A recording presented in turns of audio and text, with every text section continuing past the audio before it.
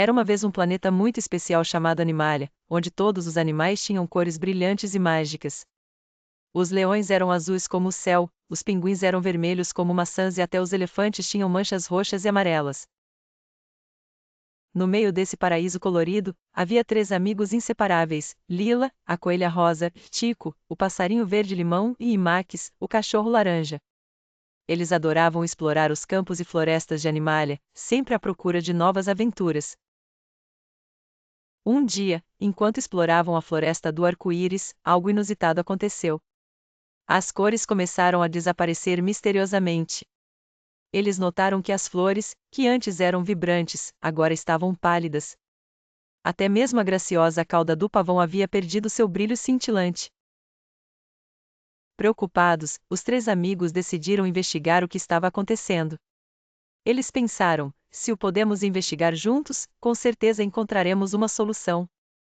E assim, seguiram em direção ao misterioso vulcão no centro de Animalia, de onde parecia vir a fonte do problema. Ao chegar lá, encontraram a anciã Salamandra, que lhes explicou a situação. A antiga Pedra das Cores, que dá vida e brilho ao nosso planeta, foi roubada pelo gigante cinzento. Sem ela, as cores vão desaparecer para sempre. Determinados a salvar seu mundo, Lila, Tico e Max decidiram enfrentar o gigante cinzento. Com a ajuda de outros animais, eles elaboraram um plano astuto para recuperar a pedra. Max usou sua inteligência para enganar o gigante, enquanto Tico, habilidoso em voar, entrou sorrateiramente na caverna e resgatou a Pedra das Cores. Voltaram como heróis, trazendo a pedra de volta ao vulcão. Quando a pedra foi colocada em seu pedestal, um arco-íris maravilhoso surgiu no céu, e as cores retornaram à Animalia. Os animais comemoraram e aprenderam que, juntos, a amizade e a coragem podem superar qualquer desafio, devolvendo ao planeta sua magia encantadora.